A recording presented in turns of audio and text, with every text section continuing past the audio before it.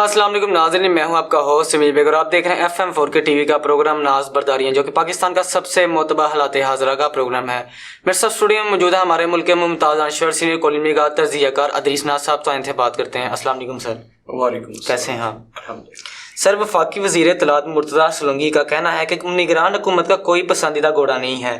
کیا واقعی ایسا ہے کہ نگران حکومت 100% نیوٹرل ہے؟ کیا کہتے ہیں آپ اس کے بارے میں؟ اسمیر، اللہ کرتا کہ ایسا ہوتا۔ ہماری اسٹیبلشمنٹ اور ہماری نگران حکومت، اسٹیبلشمنٹ مطلب نگران حکومت انہی کی ہے جی، تو اسٹیبلشمنٹ اور نگران حکومت کا کوئی پسندیدہ گھوڑا نہ ہوتا۔ اللہ کرتا ایسا ہوتا۔ پاکستان کی تاریخ میں کبھی تو ایسا ہو کہ اسٹیبلشمنٹ کا اور جو نگران آتے ہیں ان کا کوئی پسندیدہ گھوڑا نہ ہو، اور پاکستان میں بالکل فیئر، بالکل صاف اور شفاف الیکشن ہو۔ عوام کو پتہ تو چلے کہ ہم جن کو منتخب کرتے ہیں وہ ہمارے ساتھ کیا سلوک کرتے ہیں۔ ہم تو یہ نہیں کہہ سکتے نا کہ مطلب ہم نے پیپلز پارٹی کو ووٹ دیے تو پیپلز پارٹی نے عوام کے ساتھ اچھا سلوک نہیں کیا۔ بھائی، ہم ووٹ کسی کو دیتے ہیں، نکلتا کسی کا ووٹ ہے۔ تو کاش کبھی ایسا ہو، کاش، یہ ایک حسرت ہے کہ زندگی میں ایک دفعہ تو ایسا ہو کہ عوام جس کو ووٹ دیں وہی اس ملک کا وزیر اعظم بنے، وہی حکومت بنائے، وہی وفاقی کابینہ بنائے، صدر مملکت کو وہی لائے۔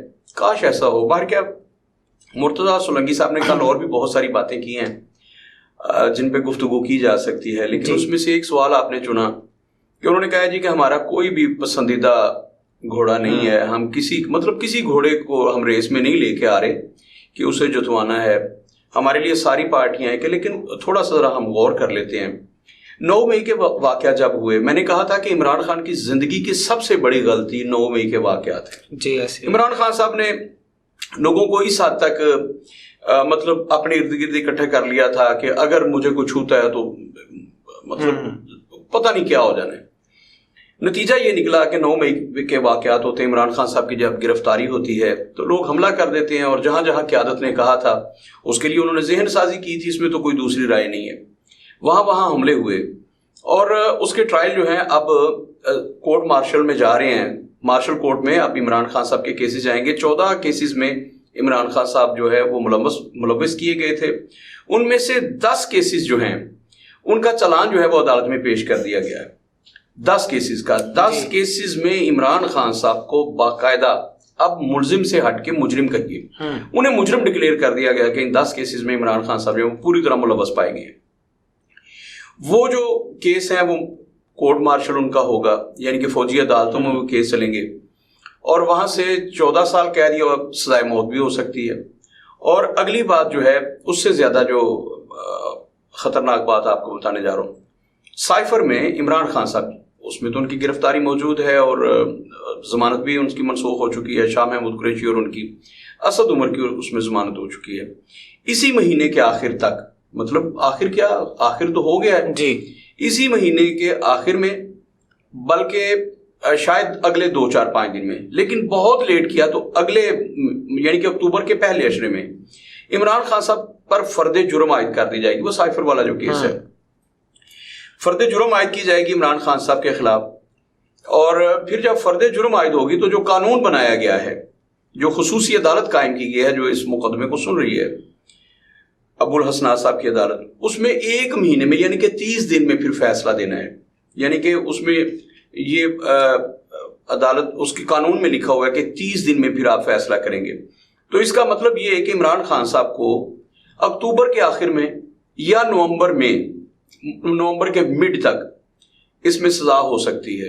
اسی طرح کورٹ مارشل کی طرف آپ چلے جائیں کہ اگر عمران خان صاحب کے کیسز جو ہیں وہ فوجی عدالت میں چلے جاتے ہیں، وہاں کورٹ مارشل ہوتا ہے، 10 مقدمات ہیں اور فوجی تنصیبات پر حملے ہیں، پاکستان کے حساس ترین اداروں پر اور حساس ترین جگہوں پر حملے ہیں، ہماری املاک پر حملے ہیں، تو 10 مقدمات ہیں، اور ایک مقدمہ ایسا ہے جس میں 3000 صفحات پر ایک رپورٹ مرتب کی گئی ہے۔ اس میں انہوں نے بہت سارے شواہد شامل کر دیے۔ 3000 مطلب جو جوائنٹ انویسٹیگیشن ٹیم ہے اس میں بہت سارے اداروں کے بڑے سینئر لوگ موجود تھے، تو واٹس ایپ سے لے کر سارے ریکارڈز اور ان کی کالز اور موقع پر شواہد اکٹھے کیے گئے ہیں۔ اس میں عمران خان صاحب کی طرف سے ڈائریکٹ ہدایات بھی انہوں نے کہا ہے کہ اس میں شامل ہیں۔ تو وہ بھی جو کیس ہے وہ بھی اب عدالت میں جانے والا ہے، فوجی عدالت میں، تو اس میں بھی کم از کم جو سزا ہے وہ 14 سال ہے. جی. مطلب یہ کہ عمران خان صاحب کو نومبر تک ہر صورت انہوں نے سزا دے دینی ہے. اچھا، وہ سمجھ آ رہی ہے کہ جتنے بڑے کیسز ہیں، 10 کیسز تو میں بتا رہا ہوں کہ نامزد کر دیا انہوں نے 10 کیسز میں JIT نے، جو 9 مئی کے واقعات ہیں. اور یہ جو سائفر والا معاملہ ہے یہ غداری کے زمرے میں آتا ہے اور اس میں بھی بہت بڑی سزا ہے. تو اس میں 1 مہینے کے اندر اندر جس روز فرد جرم عائد ہو جانی ہے عمران خان صاحب پر، جو کہ کہا جا رہا ہے کہ اسی مہینے میں، یہ جو سپٹمبر ہے اس کا آخر تو آ گیا ہے نا، یہ آخری اشرہ اس کا چل رہا ہے، تو اسی میں انہوں نے اس پہ فرد جرم عائد کرنی عمران خان صاحب پر اور 30 دن کے اندر اندر فیصلہ کرنا ہے. اگر کسی وجہ سے فرد جرم لیٹ ہو جاتی ہے، یعنی کہ سمجھ لیں کہ اکتوبر کے پہلے اشرے میں چلی جاتی ہے، پہلے ہفتے میں چلی جاتی ہے، تو نومبر کے پہلے اشرے اور پہلے ہفتے میں، مطلب پہلے 10 دن میں یا پہلے ہفتے میں 7-8 دن میں اس کا فیصلہ آ جانا ہے. تو یہ بہت زیادہ اب لٹکنے والا کیس نہیں ہے عمران خان صاحب کا فیصلہ جو ہے. دوسری طرف الیکشن کمیشن آف پاکستان کہہ رہا ہے کہ ہم جنوری کے پہلے ہفتے یا آخری ہفتے میں الیکشن کروا دیں گے. وہ کہہ رہے ہیں کہ جنوری کے آخری ہفتے میں ہم الیکشن کروا دیں گے. نومبر میں عمران خان صاحب کا فیصلہ آ جاتا ہے، اس کے بعد دسمبر ہے اور پھر جنوری ہے، یعنی کہ عمران خان صاحب کی سزا کے ٹھیک کوئی 2 مہینے بعد الیکشن آ رہے ہیں. اچھا، PTI کا مطلب عمران خان ہے. اگر آپ PTI سے عمران خان کو مائنس کر دیتے ہیں، PTI سے عمران خان کو الگ کر دیتے ہیں، نکال دیتے ہیں عمران خان کو، جی، تو باقی صفر بچتا ہے، باقی ککھ بھی نہیں بچتا، PTI نہیں بچتی. اب انہوں نے بنا کے دیکھ لیا نا، تحریک استحکام پاکستان بنا کے دیکھ لی، وہ PTI کے لوگ تھے. PTI کے سابق سیکریٹری جنرل جن کا تیارہ گھوما تھا 2018 کے الیکشن میں، جہانگیر ترین اور ان کے ساتھی علیم خان. اچھا، وہ لوگوں نے انہیں قطعی طور پر پذیرائی نہیں بخشی. میں عوامی سطح پہ بات کر رہا ہوں، بڑا انہوں نے پیسے خرچ کیے. ہمارے یہاں گجرانوالہ میں بھی تمام پولز پر ان کے جھنڈے لگا دیے گئے، بینرز لگا دیے گئے تحریک استحکام. لوگوں نے اس کی طرف دیکھا بھی نہیں کہ ان کے، کسی کو یاد بھی نہیں کہ ان کا جو بنایا گیا ہے جھنڈا اس کا رنگ کیا ہے، کوئی بندہ نہیں بتا سکتا ہے. حالانکہ بڑے اس شہر میں سینکڑوں کی تعداد میں وہ ان کے جھنڈے لگائے گئے تھے، تمام GT روڈ پر پولز پر لگا دیے گئے تھے. اسی طرح سارے شہروں میں لگائے گئے تھے. اب لوگ بھول بھی گئے کہ تحریک استحکام پاکستان، کبھی کبھی فردوس عائشہ گوان صاحبہ جو ہیں وہ گالیاں نکالنے آ جاتی ہیں تو ہمیں پتہ چلتا ہے کہ تحریک استحکام پاکستان کو پارٹی ہے. دوسری پارٹی جو جناب پرویز خٹک صاحب نے بنائی تھی اس کا نام تو انہوں نے رکھا ہی تحریک انصاف تھا. آگے انہوں نے جیم چیہے جیسے نون لیگ کے ساتھ لگتی تھی وہ لگا کے پارلیمنٹیرین بنا دیا. تو انہوں نے بڑے چیلنجز بھی کیے. انہوں نے کہا کہ عمران خان کو اگر اپنی پاپولیرٹی کا بڑا یقین ہے تو وہ آئے میرے مقابلے پہ الیکشن لڑے. ساری باتیں انہوں نے کی. خیر، ہم ان کی باتوں پہ نہیں جانا چاہتے. ان کی جو پذیرائی ہے وہ اپنی نشست سے نکالیں. حالانکہ اس میں 2 سابق وزیر اعلیٰ بھی شامل ہوئے اس پارٹی میں جن کا تعلق خیبر پختونخوا سے تھا. ایک بڑا شو تھا اس کا اجلاس جب ہوا تھا نا تو انہوں نے سارے MNA MPs جو انہوں نے بلائے تھے سابق، ان سب سے انہوں نے موبائل لے لیے تھے اور کوئی بندہ آفیشیلی جس فوٹوگرافر سے انہوں نے کہا تھا یا فوٹوز بنانے کے لیے یا فوٹیج لینے کے لیے، اس کے علاوہ کوئی بندہ کوریج نہیں کر سکتا تھا. اس کے باوجود ہم نے دیکھا کہ باہر آ کے بہت سارے لوگوں نے یہ کہا، انہوں نے کہا ہمیں تو پتہ ہی نہیں تھا ہمیں بلایا کیوں گیا ہے. خیر، یہ ہے 2 جو پارٹیز الگ کی گئی نا، تو انہوں نے اسٹیبلشمنٹ نے دیکھ لیا ہے کہ تحریک انصاف جو ہے وہ عمران خان کا نام ہے. عمران خان کے علاوہ آپ کسی کو بھی، اور میں نے آپ کو پتا ہے کہ بریکنگ نیوز دی تھی، میں نے ایکسکلوزیو خبر دی تھی کہ عمران خان کے بعد اسٹیبلشمنٹ جو ہے جنہوں نے اپنا گھوڑا تیار کیا اس گھوڑے کا نام پرویز الہی ہے. اور پرویز الہی پر جتنے مقدمات بنائے جا رہے ہیں یہ ثابت کرنے کے لیے بنائے جا رہے ہیں کہ وہ چٹان کی طرح کھڑا ہو گیا تھا عمران خان کے ساتھ، اس نے عمران خان کا ساتھ نہیں چھوڑا تھا، اور یہ حقیقی معنوں میں جانشین اور وارث ہے PTI کا. تو وہ PTI کو لیڈ کرے گا انتخابات میں. یہ میں نے کہا تھا اور آنا والا وقت آپ کو بتائے گا کہ یہ کوئی مفروضہ نہیں تھا، یہ حقائق پر مبنی تجزیہ تھا. تو پرویز الہی صاحب جو ہیں وہ آنے والے دنوں میں آپ دیکھیے گا کہ جب عمران خان کو سزا ہو جائے گی تو پھر رفتہ رفتہ ان کی ضمانتیں ہونی شروع ہوں گی اور PTI کی قیادت پھر وہ سنبھالیں گے جن کا نام پرویز الہی ہے. اچھا، ان کے ذریعے PTI کو جو ٹکڑوں میں بٹی ہوئی PTI ہوگی، PTI کا ووٹ کیش کروانے کی کوشش کی جائے گی. اور اس درمیان ظاہر نواز شریف صاحب کہہ رہے ہیں میں آ رہا ہوں اور میں عدالتوں کے آگے سرنڈر کروں گا. ایک دفعہ تو یہ خبر آئی تھی کہ موجودہ حکومت جو ہے یہ سرکاری سطح پر नवाज शरीफ का इस्तेकबाल करेगी। कल मुर्तजा सोलंकी साहब ने उसी में ये कहा, अब देखिए वो कह रहे हैं हमारा कोई फेवरेट हॉर्स नहीं है, हमारा कोई पसंदीदा घोड़ा नहीं है, और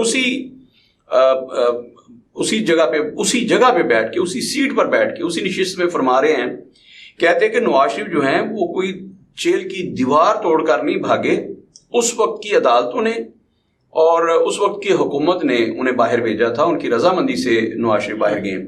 तो जब वो आएंगे तो हम कानून के मुताबिक उन्हें ट्रीट करेंगे। अच्छा, ये साफ नजर आ रहा है कि नवाज शरीफ के बारे में उनके जज्बात क्या हैं।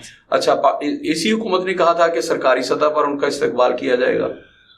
दूसरी तरफ उन्होंने कल कहा कि नवाज शरीफ जो हैं वो तो जेल से भागे हुए मुजरिम तो नहीं है, जेल तोड़कर तो नहीं भागे वो। उन्होंने तो हुकूमत ने और उस वक्त की अदालत ने बड़े इज्जत एहतराम के साथ इलाज के लिए बाहर भेजा था। बात तो 100% बात तो सच है, मगर बात है रुसवाई की जी।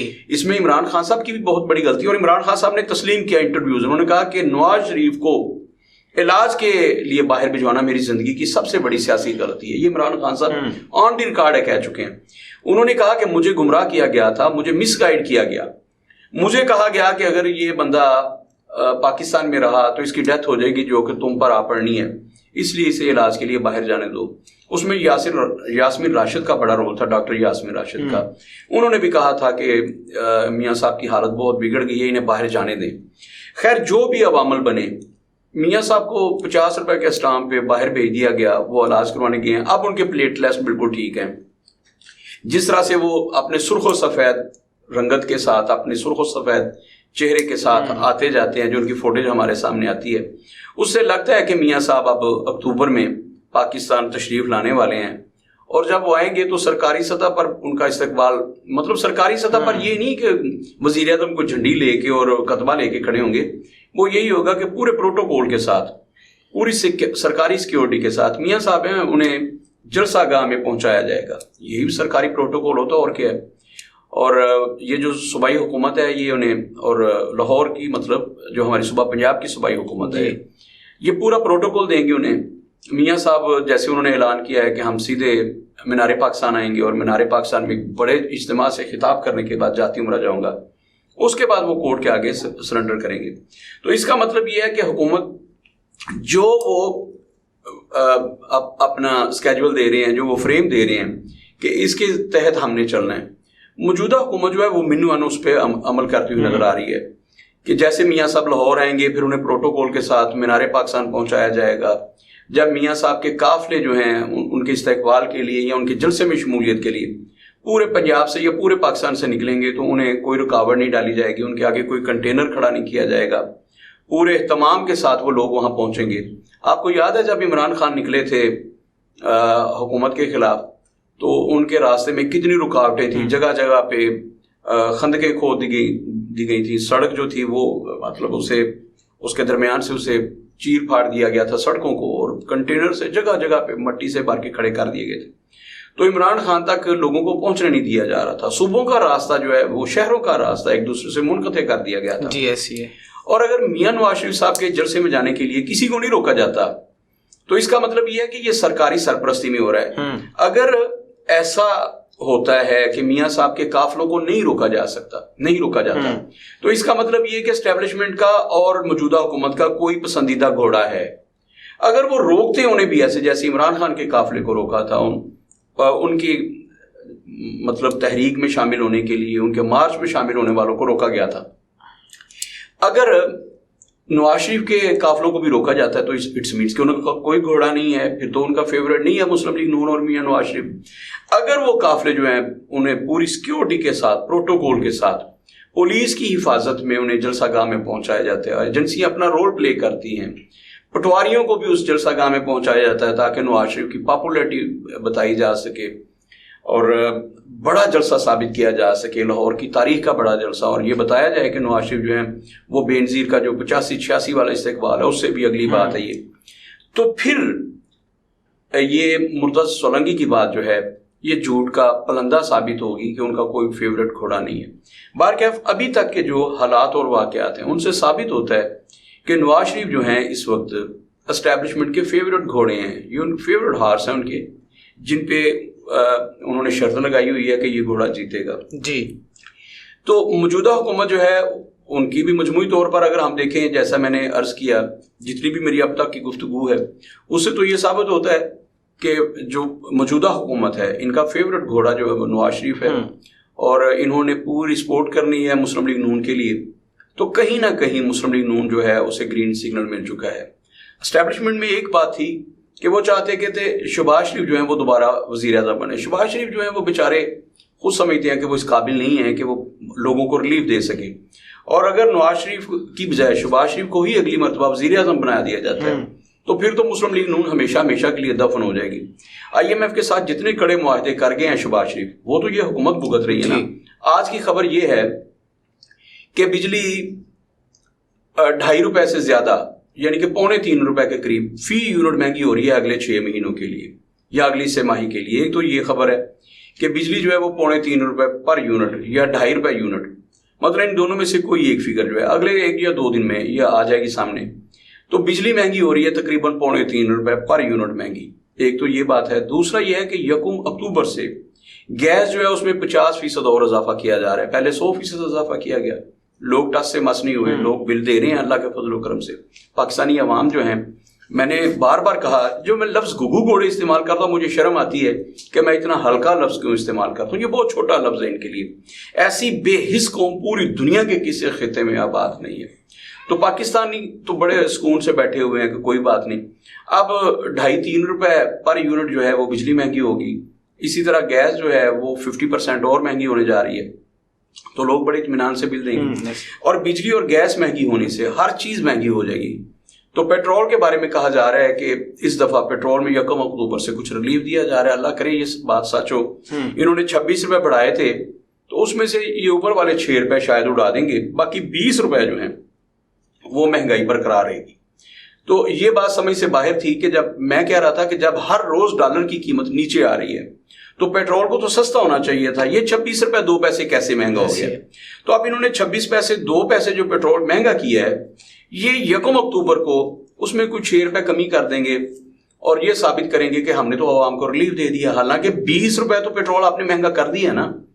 تو خیر پیٹرول جو ہے وہ دیکھتے ہیں مہنگا ہوتا ہے یا سستا ہوتا ہے، باہر کے اب یہ بات پکی ہے کہ بجلی جو ہے وہ 3.25 روپے کے قریب پر یونٹ 1 اکتوبر سے مہنگی ہو رہی ہے، اور گیس جو ہے وہ تقریباً 50% مزید مہنگی ہو رہی ہے۔ یوں سمجھ لیجیے کہ جسے 1000 روپیہ بل آتا تھا گیس کا، اسے اب 1500 روپیہ یا 2500 روپے بل جمع کروانا پڑے گا گیس کا۔ اسی طرح بجلی کا بل جو تھا، بجلی تو مہنگی ہونی ہے 2.5 روپے، لیکن یوں سمجھیے کہ جو 10,000 روپے جمع کرواتے تھے اسے اب 12,500 آنا چاہیے نا، لیکن 12,500 نہیں، اسے کوئی 16,000 کے قریب آئے گا۔ تو یہ ہے اس ملک میں، اور لوگ اللہ کے فضل و کرم سے بڑے ٹھنڈے بیٹھے ہیں، وہ انتظار کر رہے ہیں کہ 21 اکتوبر کو میاں نواز شریف صاحب جب آئیں گے، جو کہ اس حکومت کا فیورٹ گھوڑا نہیں ہے، مطلب مرتضی سولنگی صاحب نے کہا، اور اتنے معتبر بندے کی بات پہ ہمیں یقین کر لینا چاہیے۔ تو جو اسٹیبلشمنٹ کا اور موجودہ حکومت کا فیورٹ گھوڑا نہیں ہے، جب وہ آئیں گے لوگ انتظار کر رہے ہیں کہ میاں نواز شریف صاحب آئیں، پھر اس ملک میں مطلب ڈھول باجے بتاشے ہر روز وہ محفلیں سجا کریں، تو الیکشن کا ماحول بنے اور ہم میاں دے نعرے بجن گے وغیرہ وغیرہ، ایک باری پھر شیر یہ سارے ملک میں ہو۔